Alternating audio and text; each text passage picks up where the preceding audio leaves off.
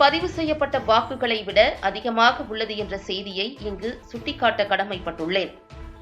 பாரதிய ஜனதா கட்சிக்கோ அவர்களை வழி நடத்துகின்ற RSS அமைப்பிற்கோ ஜனநாயக வழிமுறைகளில் நம்பிக்கை கிடையாது என்பதை நாம் புரிந்து கொள்ள வேண்டும்.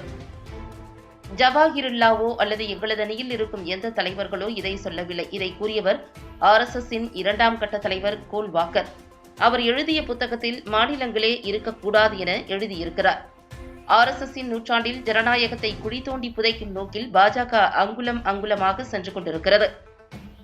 ராகுல் காந்தி கேட்கக்கூடிய ஆணித்தரமான கேள்விகளுக்கு பதிலளிக்க முதுகெலும்பு இல்லாதவர்கள்தான் நரேந்திர மோடியும் அவரை சார்ந்தவர்களும் என்பதுதான் யதார்த்தமான உண்மை.